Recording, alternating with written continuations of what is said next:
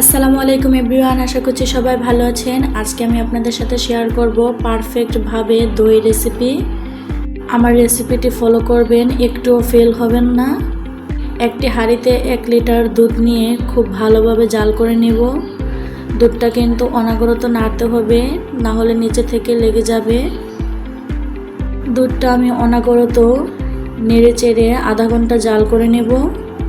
তো দুধটা জাল করে নিয়েছি। এখন একটি হাঁড়িতে 1 কাপ চিনি দিয়ে অল্প একটু পানি দিয়ে দিচ্ছি, একটু নেড়ে চেড়ে দিচ্ছি।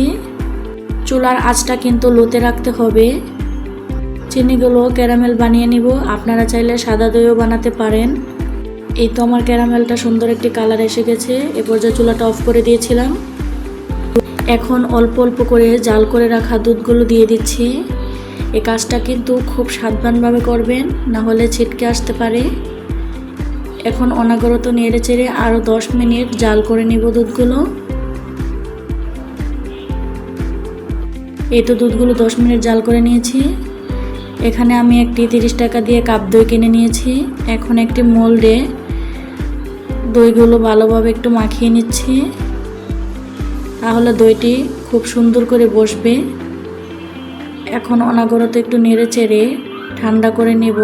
দুধটা কুসুম গরম করব, আঙ্গুলটা যদি এভাবে চুবিয়ে ধরে রাখা যায় ওই পর্যায়ে দিয়ে দেব কাপের দইগুলো।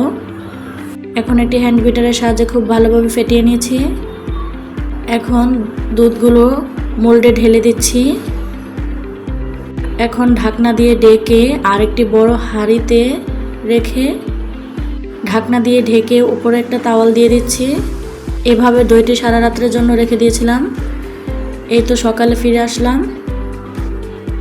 এখন দইয়ের ঢাকনাটা উঠিয়ে নিচ্ছি। দেখেন দইটা কত সুন্দর হয়েছে। এই তো দইটা ফ্রিজে রেখে দিয়েছিলাম 1 ঘন্টার জন্য। এখন একটি চামচ দিয়ে কেটে দেখিয়ে দিচ্ছি দইটা কতটা পারফেক্ট হয়েছে। ভিডিওটি ভালো লাগলে লাইক কমেন্ট শেয়ার করে পাশে থাকবেন। আল্লাহ হাফেজ।